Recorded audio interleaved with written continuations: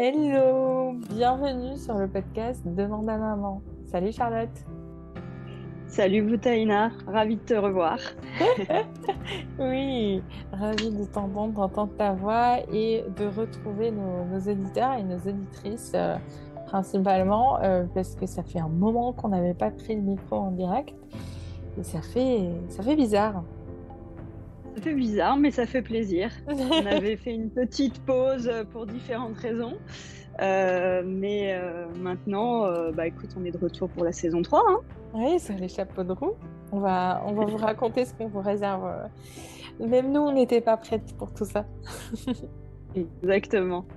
Raconte-nous, Charlotte, comment ça s'est pour toi, cette année passée 2022 pendant la saison 2 de Demande à maman. Et écoute, j'ai accueilli ma deuxième fille, mon deuxième enfant, donc d'où mon absence. Ça a été un vrai tourbillon, hein, voilà. Deux enfants, c'est encore différent d'un enfant. Et voilà, écoute, ça se passe très bien.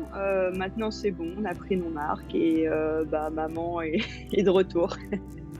Oui, et ça fait le fameux dicton 9 mois dedans, 9 mois dehors. Ça met le temps de tout placer. Exactement, Mm. absolument. Et en effet, il faut. Enfin, moi, en tout cas, il m'a fallu 9 mois à nouveau, comme pour ma première. Et maintenant, c'est bon, ça va, physiquement, psychiquement, le remaniement est fait. Ah, on est ravis de l'apprendre et on adore le fait de pouvoir t'entendre parce qu'en plus, cette saison 3, j'ai l'impression que ça va nous donner l'occasion d'explorer de nouveaux sujets, comme si c'est la suite de ta deuxième grossesse.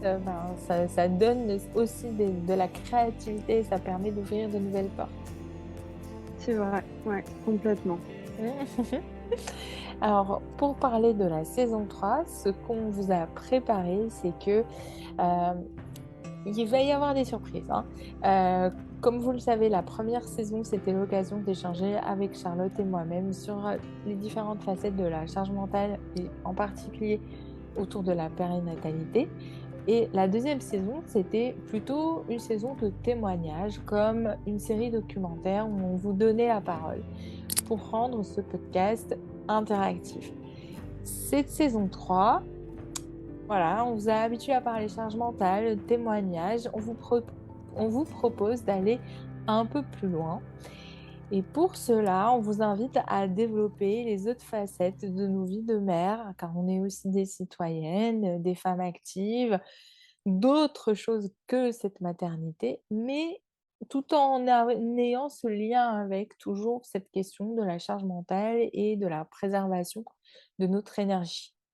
C'est un beau programme et en effet, on va aborder plein de sujets, la notion d'ambition, l'argent, la sexualité, le développement cognitif ou encore, l'anxiété. C'est vraiment, autant de thématiques qui seront abordées avec des experts, hein, cette fois-ci, lors des prochains épisodes. Donc on aura vraiment, on aura du contenu, de qualité et de personnes qui sont, vraiment expertes dans leur domaine. Voilà, donc vous pouvez poser vos questions, hein, évidemment, sur la page Instagram ou sur l'adresse email inscrite en description. On commence cette semaine par une thématique qui est peu abordée, Charlotte, sur notre vie de mère. En fait, c'est la place de l'ambition. On va le faire avec une invitée de marque. Pour cet épisode, on est ravis avec Charlotte de pouvoir accueillir Sandra Filandro, qui est activiste d'équilibre. J'aime bien ce titre-là. Je ne sais pas comment toi tu vas l'appeler, ou équilibriste en chef. Comme... Comment tu te présenterais, Sandra? Écoute, équilibriste en chef, c'est rigolo. Ouais, je suis la créatrice des équilibristes et très, très, très portée par le sujet, ouais, c'est clair. Le sujet de l'intégration pro-perso, l'équilibre des temps de vie, comme on veut l'appeler. Effectivement, qui est un sujet qui m'anime depuis un bon moment et sur lequel j'ai lancé un podcast qui s'appelle Les Équilibristes, donc fin 2018. dans lequel j'interviewe des hommes, des femmes, des experts sur cette question de comment est-ce qu'on crée de la place à tout ce qui compte dans sa vie, Mmh. idéalement sans s'épuiser au passage, et sans non plus renoncer à des choses qui sont importantes pour soi. Donc c'est une grosse équation à résoudre et surtout qui se réajuste en permanence. C'est vraiment, vraiment ça le fond du propos et donc comment est-ce qu'on se crée des boussoles en fait au fur et à mesure pour réajuster quand on en a besoin. Ça tombe bien parce qu'effectivement, la thématique du jour, je vais laisser, Charlotte nous la présenter, mais ça a un lien avec cette fameuse boussole. Oui, complètement, parce qu'on en a parlé avec, Boutaina et c'est vrai qu'on s'est dit qu'on avait l'impression, souvent d'avoir à choisir entre 2 modes de vie, enfin surtout les femmes, hein, on est entre, le modèle, de la mère sacrificielle et le modèle, de la femme ultra carriériste. Sauf qu'au milieu, il y a plein de femmes, Mmh. qui ont du mal un petit peu à se situer, qui se retrouvent pas forcément dans ces 2 modèles, un peu extrêmes. Alors nous, on se posait la question justement comment définir sa propre, ambition et surtout, l'équilibre de vie qui va avec. Si équilibre, il peut y avoir, on parle pas d'équilibre parfait, mais quand même, son équilibre. Donc moi, j'ai une première question pour toi. Quel peut être justement, l'équilibre à trouver entre, ces 2 extrêmes? Ouais, alors, c'est quand tu as posé le sujet, j'étais en train de me dire: «OK, vous avez 5 ou 5 décennies devant vous». Parce C'est que vrai. le sujet, il est mais non, mais il est passionnant, mais c'est ouais, comment trouver entre ces 2 là? Je crois que le mot qui me vient beaucoup, c'est un énorme travail de déconstruction, je pense. C'est-à-dire de en fait, quand on y pense, le là, ce dont il est question là, c'est à la fois des sujets de maternité, de parentalité au sens large, mais Mmh. liés à la maternité, il y a quand même des spécificités importantes et les sujets liés au travail, au monde du travail. 2 sujets, je pense qu'il n'y a pas plus chargés en injonction et en exigence et en modèle de: «Il faut faire ça. Pour être une bonne mère, il faut faire ça. Pour être une bonne professionnelle, il faut faire ça». Évidemment, les 2 n'ont pas été designés pour que ce soit compatible, donc c'est là où ça pose problème Ouais. et donc quand je parle de déconstruction, heu,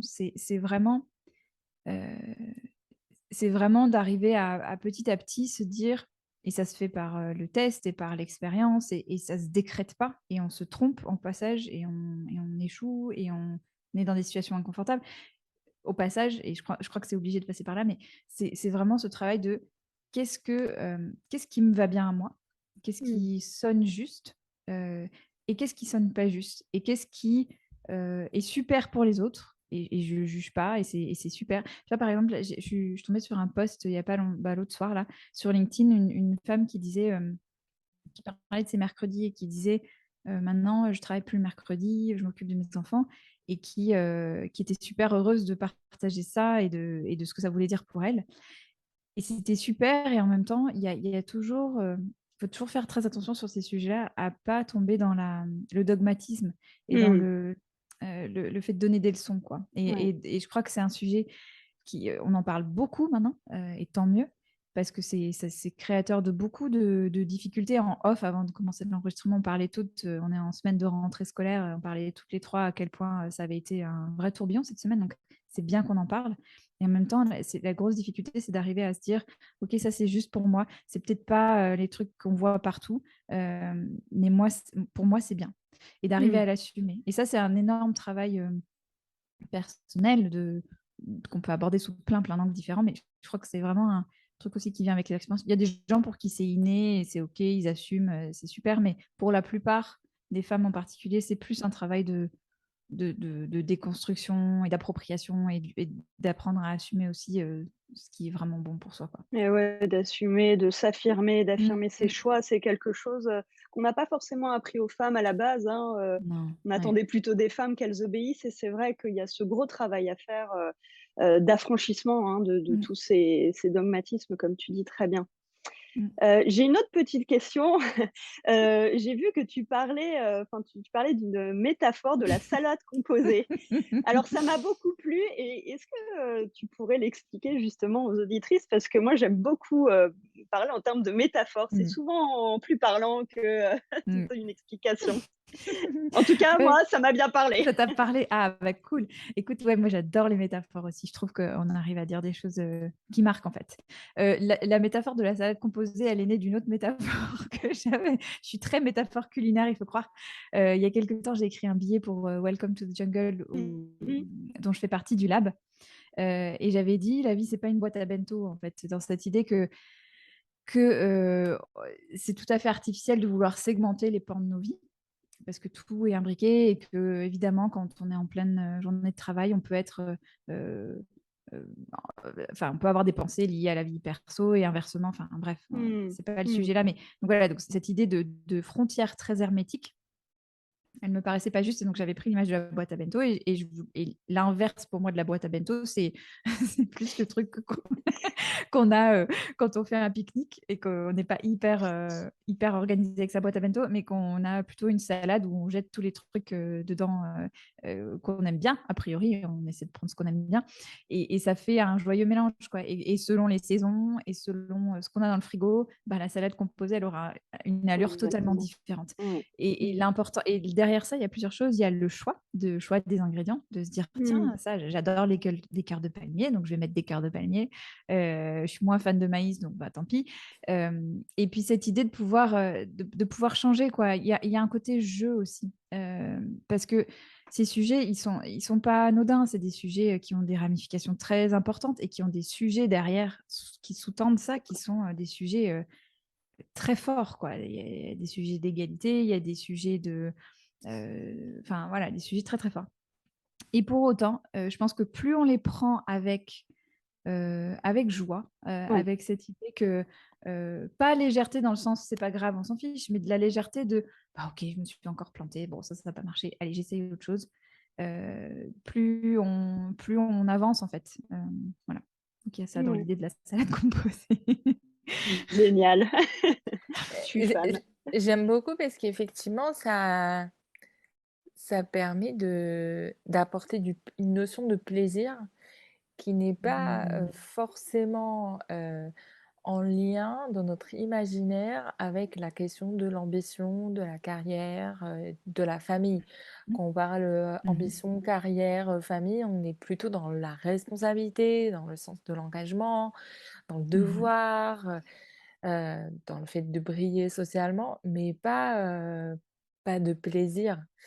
Après, Mmh. le plaisir, le droit à l'échec, il apporte une autre question et effectivement, nous, ça nous titille, parce qu'effectivement, ça ramène à une question, sérieuse, et que je vais simplifier au possible pour être la plus cash. C'est que, est-ce que, être ambitieux ou est-ce que réussir n'est pas simplement gagner beaucoup d'argent? Et qu'aujourd'hui, c'est souvent un indicateur de performance. Mmh. Ah mais bien sûr, c'est l'étalon le plus simple pour mesurer puisqu'il est, il est universel. Enfin, on sait tous ce que vaut 1 € et on sait tous ce que vaut un titre, prestigieux dans une boîte prestigieuse, bien sûr. Hem, je sais que tu as posté des choses là-dessus, Boutaina. On est en plein, là ça retombe le soufflet, mais il y a eu tout un buzz autour du quiet quitting récemment. Mmh. Et le quiet quitting, à mon sens, c'est rien d'autre qu'une redéfinition à grande échelle de Oui, ce qu'est la réussite. C'est un oui. rebranding, Oh absolu, non, mais ça mais s'appelle juste de procrastiner, juste pour les gens qui ne sauraient pas, c'est juste arrêter de bosser, se eh placarder, c'est juste ben, non même mais enfin pas! voilà, c'est juste ralentir, sortir plus tôt, enfin il y avait des gens qui sortaient à 17 heures le vendredi, ça a toujours existé ou prendre des longues pauses de déjeuner, bah, qu'est-ce que ça veut dire le quiet Ouais. quitting?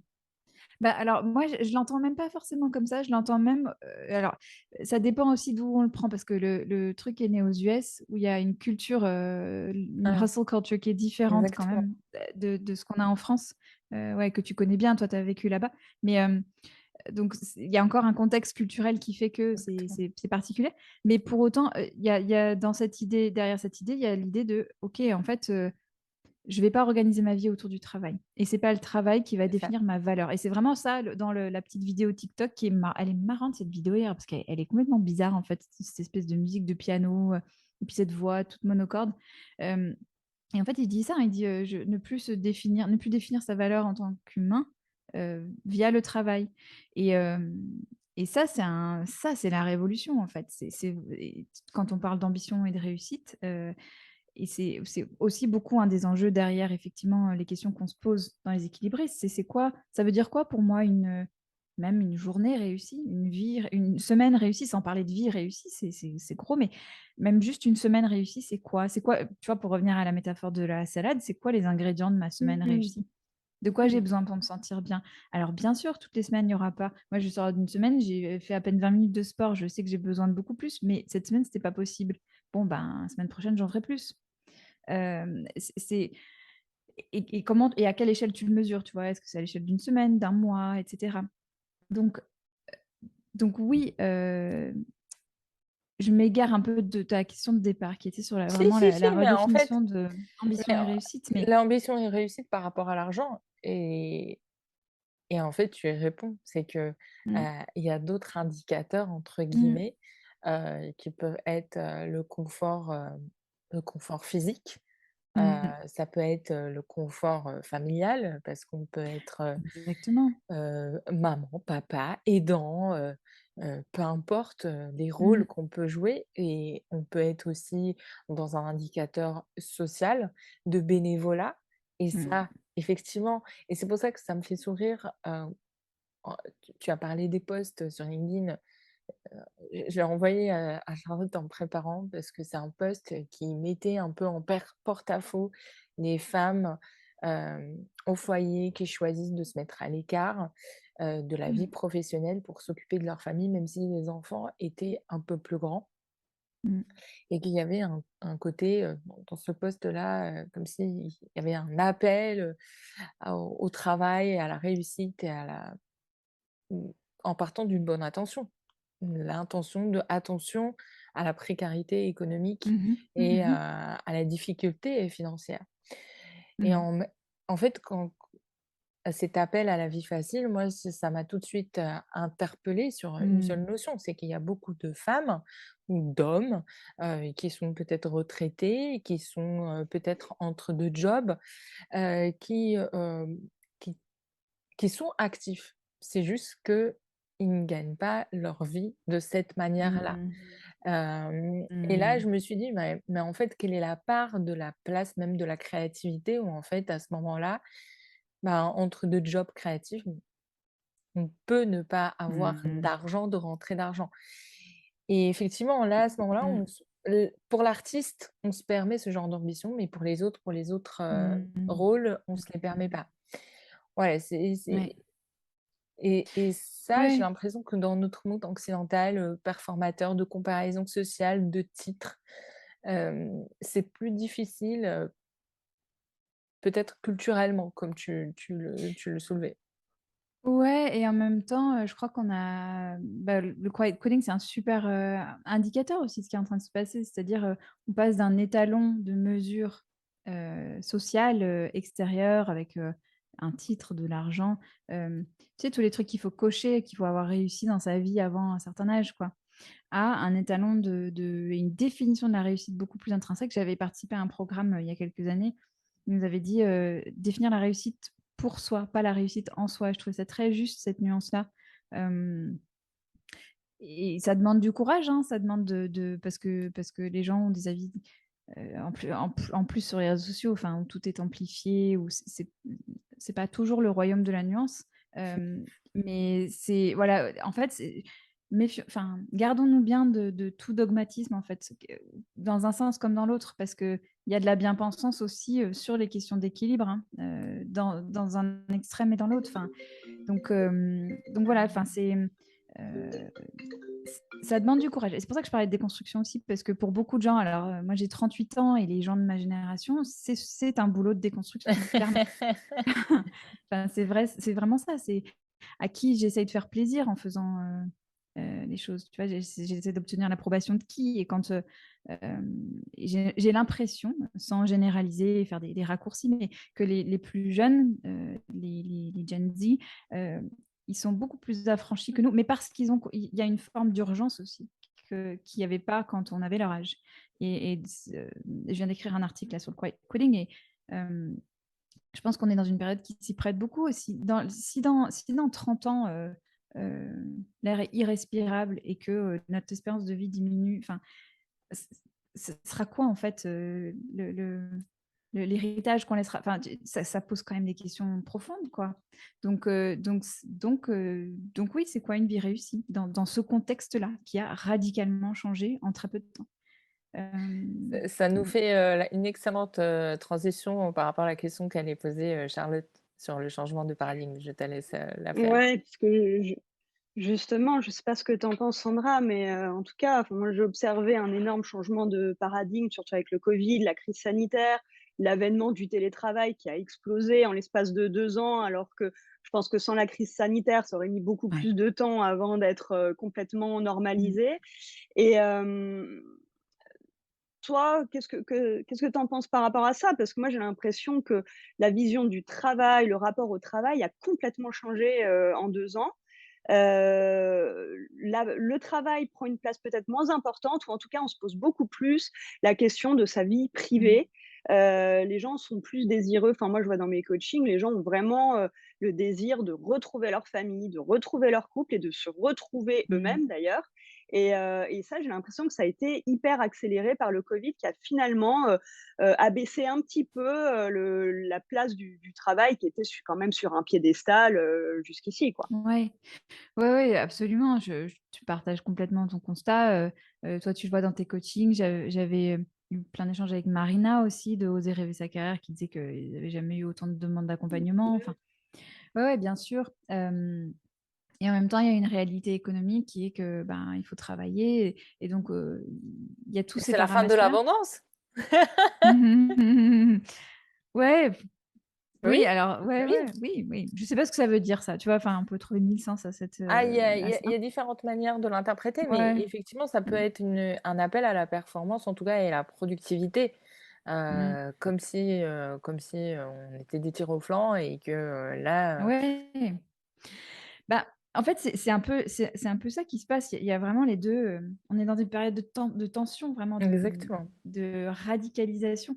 Quand Mmh. tu vois les lettres là, qui ont été adressées par la direction d'Apple, par Zuckerberg, euh, le ton se durcit, quoi. C'est OK, les gars, la fête est finie, hein. Si vous avez envie de faire du télétravail à tout va, ben, la porte est ouverte, quoi. Donc, on a à la fois des gens qui disent ce que tu décris, Charlotte, ben, moi j'ai envie d'investir mes relations. Ce qui compte le plus, c'est ma vie en dehors du boulot. Je suis pas si bien respectée, donc pourquoi je sacrifierais mon énergie, etc., à ce boulot-là. Je choisis. En fait, c'est vraiment cette idée aussi de finitude de ressources, d'énergie, de temps, même Exactement. à Ouais, l'échelle ouais, individuelle.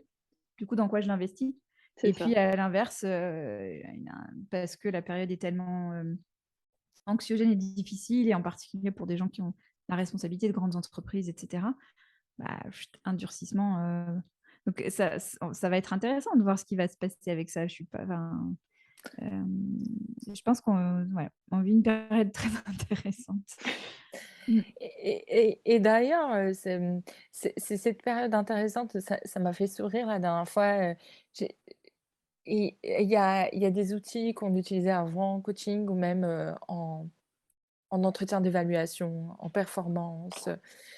Tout de suite, on posait la question, comment tu te vois dans 5 ans? Ouais. Et moi, depuis 2 ans, mais j'ai l'impression que réussir à se projeter d'ici 5 ans, c'est juste impossible. Même 1 an, c'est impossible. Mm. Et je trouve que c'est même un challenge ou un défi en soi, que de pouvoir du coup, à ce moment-là, pouvoir négocier. Comment pouvoir, négocier quoi que ce soit avec son recruteur, son manager, ou même avec, son employé, de se dire: «Mais en fait, là, comment on arrive à trouver cet équilibre de travail?» C'est compliqué. Heu et qu'est-ce que tu vois toi heu, dans ton quotidien, des études de cas ou ou des pratiques, qui peuvent, nous inspirer sur tout ce qui est, installer un pouvoir de négociation, d'échange, dans un climat serein et non pas dans le retournement, on va dire, Mmh. de bras. Alors, c'est marrant parce que moi, j'ai plusieurs angles de vision parce que, grâce aux équilibristes, je suis beaucoup en échange avec les auditrices, les auditeurs, donc j'ai cet angle-là et dans mes accompagnements, dans la partie, B2B de mon business, j'accompagne les entreprises et j'accompagne beaucoup des populations de managers et donc j'ai aussi, eux, ce qui leur pose problème et ce qui est complexe pour eux. Et moi, je suis souvent frappée de les voir, vraiment pris en étau, en fait, entre, des process qui ont été créés, il y a X temps et enfin, voilà, qui sont là, en tout cas, qui les contraignent d'un côté, ou même au-delà des process, même juste des réalités en fait, et des demandes de salariés qui changent et qui sont pas toujours bien menées, je dois le dire. Enfin, les retours que j'ai des managers, je trouve que c'est intéressant de se mettre à la place des autres en fait, toujours de se dire ok, cette demande qui est légitime, je dis pas que c'est pas légitime de demander, au contraire, hein, c'est super. Néanmoins, il y a toujours, et pour moi c'est vraiment le gros enjeu dans le monde du travail aujourd'hui, c'est comment est-ce qu'on fait de la place à des aménagements individuels, parce que Dieu merci, on a enfin compris que les gens avaient une vie en dehors du travail. Et que oui, quand on est aidant, parent, solo, parce qu'il y a des gens qui cumulent ça, la vie est un enfer et que c'est très compliqué et qu'on a beau être hyper engagé, passionné par son boulot, c'est Ouais. extrêmement compliqué. Déjà que c'est extrêmement compliqué pour des couples euh, ensemble qui sont deux à travailler, déjà que c'est extrêmement compliqué. Mais alors, pour ces personnes-là, c'est juste l'enfer. Donc, heureusement que l'entreprise, petit à petit, commence à comprendre ça. Et pour autant, il y a un job à faire. Il y a des missions à mener à bien. Il y a des clients à livrer. Il y a des échéances à respecter. Et donc, l'enjeu, c'est comment est-ce que je fais de la place aux spécificités individuelles tout en maintenant une performance collective. Mmh. Et c'est ça qui est complexe aujourd'hui. C'est ça qui pose problème aux managers. C'est comment est-ce qu'on fait ça? Moi, j'avais écrit un billet suite à un échange avec une amie qui est directrice de prod et qui me disait, je trouve ça super hein, que les gens dans mon équipe, que les pères prennent leur place et qu'ils partent quand la crèche appelle parce que le bébé est malade. C'est génial. Mais moi, je veux pas qu'on me plante. J'ai une usine à faire tourner, donc euh, comment ça se passe? Donc, avoir revendiqué ces droits, ce qui sont devenus des droits, de dire ouais, mon enfant est malade, je vais le chercher, c'est important. Oui, très bien. Et donc, c'est quoi ton plan en fait? C'est quoi ton plan pour que ton job il soit quand même fait? Pour que à la fin de la journée, ce qui devait être produit ait été produit. Donc, il y a une responsabilité individuelle aussi de se dire je fais partie d'un collectif. Mes contraintes individuelles comptent, mais je fais partie d'un collectif et ce collectif, euh, je dois faire en sorte qu'ils puissent délivrer, performer, même si je suis pas là. Et c'est de s'emparer de ça. Et je pense que même ça, tu vois, quand on pense au contexte du quiet calling, etc., c'est plutôt chouette, en fait, de voir les choses comme ça et de se dire, ouais, mon équipe, elle a besoin de moi. Donc, je peux prendre soin de moi et prendre soin de mon équipe en même temps.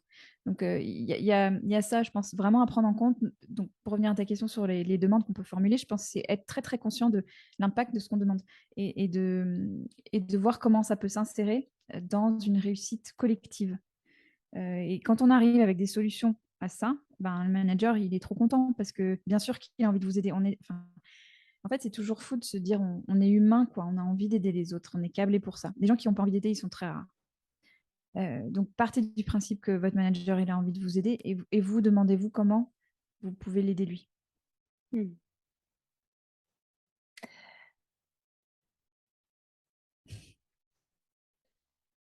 En fait, en fait, c'est quelque chose qui qui qui appelle à beaucoup de maturité Mm. et heu et c'est pour ça que ça pour moi, c'est lié à l'ambition parce que, Mhm. heu, en fait, ce matin, tu partageais l'histoire, de la culture japonaise qui est en train d'évoluer Mm. et eux, typiquement, au Japon, c'est l'histoire du commitment et du travail bien fait, Mm. jusqu'à un extrême, très poussé. Mais mais ça en revient à ça, c'est comment arriver à laisser la place. Est-ce que c'est ça aussi une forme d'ambition? Arriver à trouver sa place pour sa vie personnelle, et tout ce qui va avec, mais en même temps en faisant du travail suffisamment engageant par rapport à soi. Et c'est là où ça rejoint ce que tu disais tout à l'heure sur la motivation intrinsèque. Que veut Mmh, dire le travail bien fait? Et mmh, et et en fait, c'est même tout le problème en France, c'est qu'on ne fait pas confiance aux employés. mmh, Culturellement, c'est comme ça, on ne fait pas confiance, mmh, donc on contrôle. Mais amener de la confiance, ça vient avec des preuves et c'est là où c'est intéressant ce que tu mmh, mmh. disais, c'est qu'il y a une façon de le négocier, il y a une façon de l'apporter.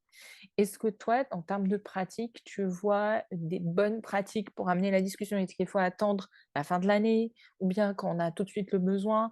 Est-ce qu'il y a des momentum, des façons de parler, par email, par visio? Comment tu vois les choses? Je pense que quand les choses se produisent, c'est toujours le mieux. Je pense pas qu'il faille attendre des occasions particulières, je pense qu'il faut les provoquer. C'est intéressant que tu parles de maturité, je pense que c'est très juste ce que tu dis, c'est cette idée heu, d'être aux manettes en fait, de se dire, «C'est ma carrière, c'est ma responsabilité, on m'a confié un poste, heu, voilà, j'ai une responsabilité». Hem Et je pense que tout ça demande en fait, tout ça dem on est encore largement en phase d'ajustement parce qu'on est en train d'amener dans l'environnement de travail des conversations qui n'y avaient jamais lieu, en fait. On faisait comme si jusqu'à il y a mais vraiment jusqu'à avant la pandémie, hein, on faisait comme si les gens n'avaient pas de vie en dehors. Donc tout ce qui est ces sujets qui sont à la frontière, du pro et qui sont finalement le perso partageable, dans le pro, bah, c'est très nouveau ces conversations-là. C'est même les conversations autour de la parentalité. Moi, j'ai mon fils a 8 ans, je me souviens qu'on parlait pas de parentalité quand il est né. Vraiment pas. C'était tabou, Mmh. moi, C'était pas un sujet, c'est enfin, non, mais ouais. c'était tabou, ma Et ma il fallait manager, pas. il fallait pas, ma même j'ai des souvenirs, c'est pour ça ça m'avait marqué, j'ai des souvenirs de ma Ouais. manager qui vient, qui me dit: «Je pars chercher» en Ouais. chuchotant comme ça, en cachette, Bah, mmh. elle était enceinte, avec plein de dossiers portés et j'ai cette image et moi je lui dis: «Mais attention, tu es enceinte». Mais vraiment, genre, c'était, Mmh. à son 8e, 9e mois, elle portait des gros paquets et moi, mon premier réflexe, c'est de l'aider et elle, elle voulait surtout pas parce que c'était quelque chose de visible, donc il fallait surtout pas qu'on la voie affaiblie, vulnérable et la Mmh. question de la vulnérabilité en entreprise, c'est tabou, très du coup, forcément pour les femmes parce qu'on a plein de moments où on est vulnérable, mais pas que pour les femmes. Il y a d'autres moments où en fait la vulnérabilité est tabou. Mmh. Et ça, Oui. c'est le sujet de la vulnérabilité, comment amener la question qu'on a besoin d'un cadre ou des choses, c'est là encore, ça demande du courage. Ouais, mais en fait, je crois qu'il y a beaucoup, beaucoup de choses qui se ramènent à une question de courage, de part et d'autre, hein. De courage managérial, de courage, de collaborateur. Mais je voulais rebondir sur un truc que tu as dit aussi tout à l'heure sur, cette histoire de faire ses preuves. J'entends souvent aussi, tu as raison que la confiance, enfin, il y a plein de façons d'accorder sa confiance, hein. Moi, je suis plutôt du genre à l'accorder d'emblée, Moi aussi. puis voilà, et puis me rendre compte parfois je me plante, mais rarement. Mais il y a des gens pour qui ça se gagne et j'entends souvent, des managers ou des dirigeants dire, «Ah, cette nouvelle génération, ils ont pas envie de faire leurs preuves, en fait» et c'est interpellant, en fait, ça. Qu'est-ce qu'il y a derrière ça? Est-ce que, hem, Bah, est-ce que c'est il y a une une quête. impatience, un manque d'humilité, ou une envie de casser la baraque aussi? Beaucoup de motivation, mais sur des Mmh. sujets qui sont peut-être pas les sujets, que la direction a estimé être prioritaires. Je sais pas, il y a plein de choses, mais en tout cas, il y a beaucoup de curiosité à avoir. Alors je prépare un sujet, un article sur ça parce que j'ai l'impression qu'en fait, et je l'ai vécu, il y a une quête initiatique obligatoire par Mmh. laquelle on doit passer. On Mmh doit mh. avoir des blessures de guerre, on doit être fier d'afficher. Autrement, on n'a pas cette confiance, on n'a pas, c'est comme c'est d'ailleurs et ça se voit, c'est encore le CV, on est toujours dans ce rite de passage d'avoir à montrer ses blessures de guerre, professionnelles. Voilà ce qu'on a fait, voilà les choses qu'on a pu mener, hem, mais Moi, ça m'interroge parce qu'effectivement, si la nouvelle génération est dans un refus de la douleur, de cette douleur initiatique, heu, Mmh. ça peut porter à l'interrogation, mais je pense pas qu'ils aient pas envie de s'investir. C'est là où il y a Ouais. un décalage, sur ça. Mais après, c'est des discussions Je qui pense peuvent que oui, vas-y.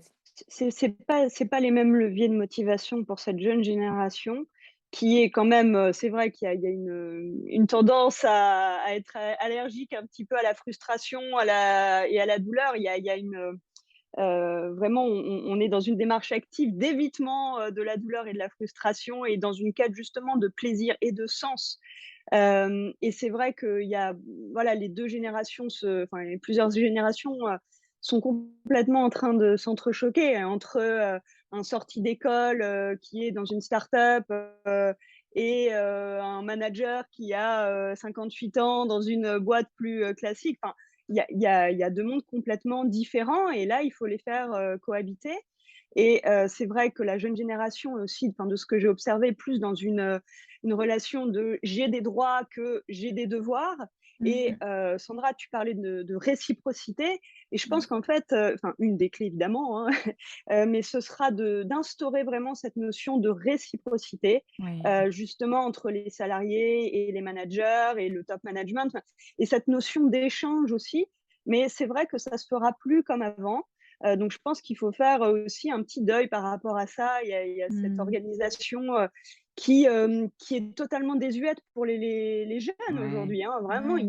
ils ne peuvent plus l'entendre de cette façon pour plein de raisons, et notamment la notion d'urgence dont tu parlais et cette notion d'urgence qui est en train de nous gagner aussi, nous, hein, d'ailleurs.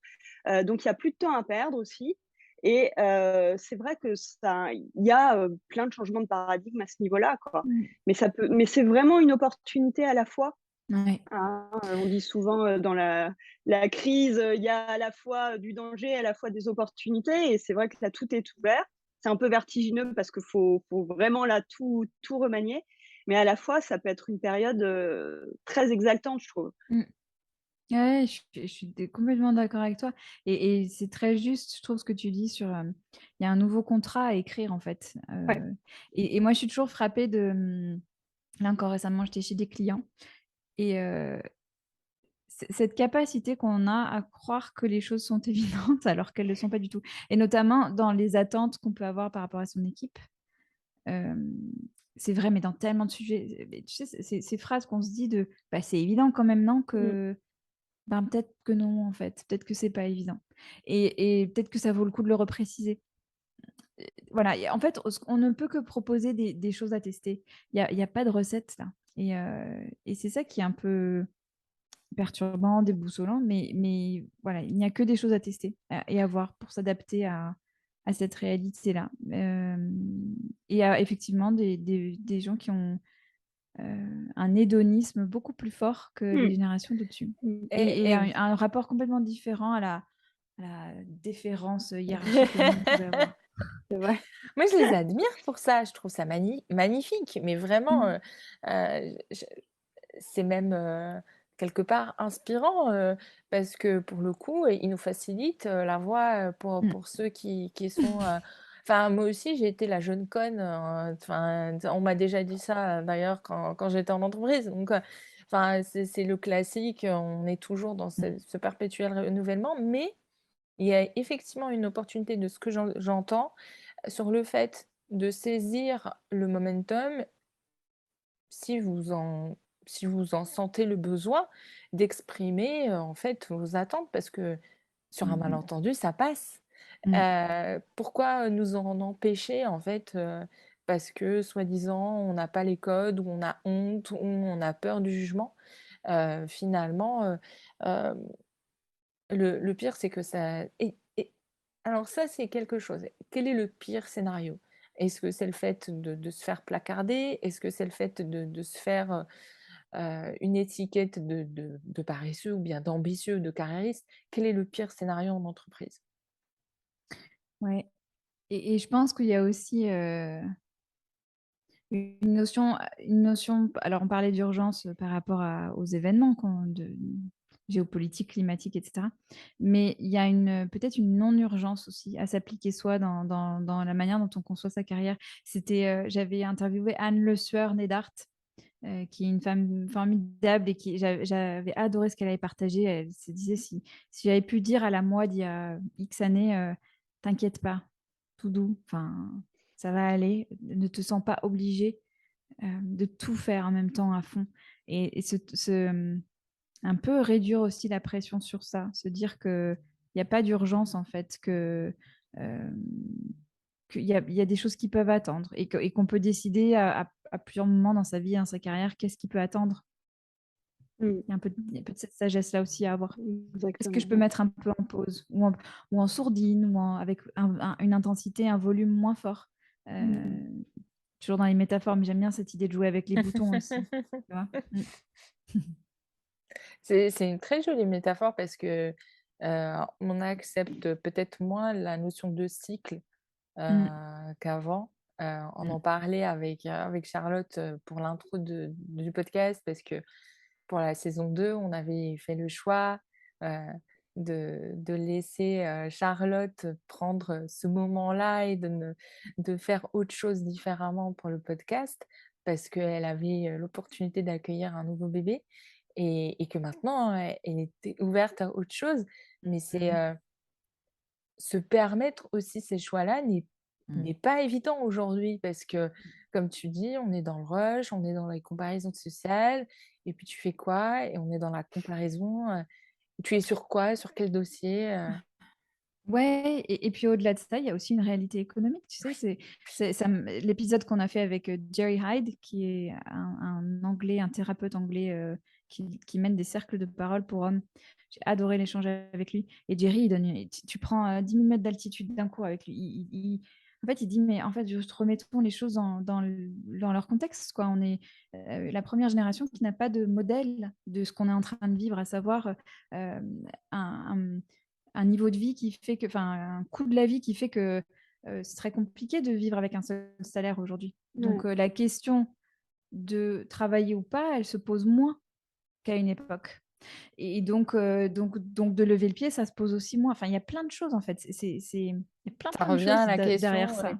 le confort, le luxe, la C'est ça. question de la décision, hein, le courage, d'avoir le courage de prendre d'assumer ses décisions. C'est loin d'être évident, mais au moins de le Oui. savoir, de savoir pourquoi, Il y a beaucoup, beaucoup de paramètres en fait. C'est des sujets qui sont pas simples à simplifier, qui sont, comment dire, dès qu'on essaie de les faire rentrer dans un truc, une recette en plusieurs étapes, ça marche pas. Puis Parce ça que, change et mais puis il y oui, a un autre contexte. ouais, ouais.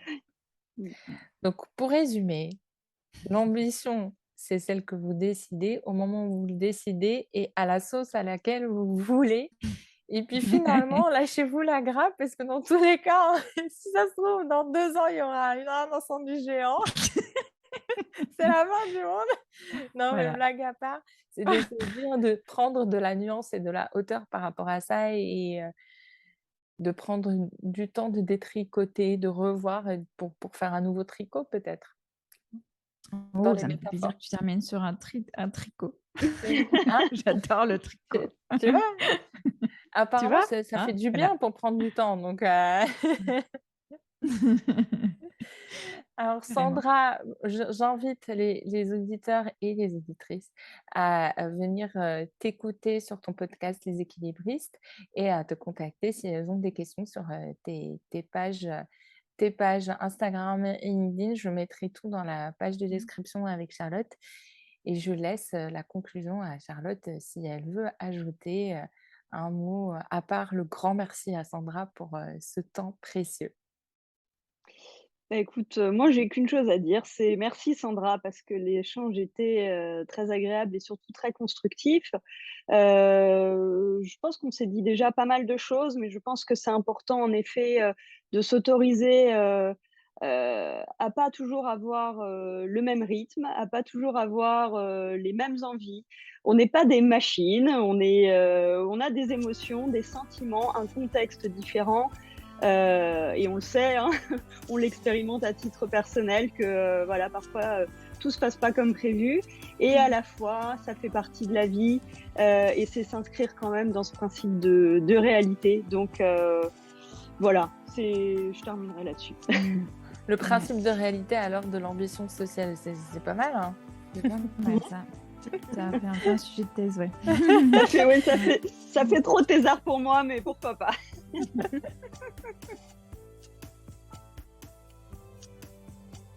C'était le podcast Demande à maman avec le retour en fanfare de Charlotte. Bon, et moi-même, t'es là. Hein. On est super ravis d'avoir eu l'occasion de recevoir Sandra. Et qu'en as-tu pensé, Charlotte? Ah bah c'était un vrai bonheur. C'était vraiment beaucoup de matière à réflexion, donc c'est tout ce que j'aime. Et j'espère que ça vous plaira, mais je pense que voilà, il y a de quoi réfléchir et remettre des choses en perspective, donc super quoi. Merci beaucoup à Sandra encore. Hein. Ouais. Oui, et on vous invite du coup à nous retrouver sur les réseaux sociaux pour continuer la conversation et potentiellement d'ici 2 semaines pour un nouvel épisode avec un autre expert sur les thématiques d'ambition, de carrière, de vie de famille, d'angoisse, d'anxiété, peu importe. L'objectif, c'est de pouvoir prolonger et de pousser les portes de nos réflexions sur la charge mentale et la vie de maman au-delà de la maternité. Bientôt. À bientôt.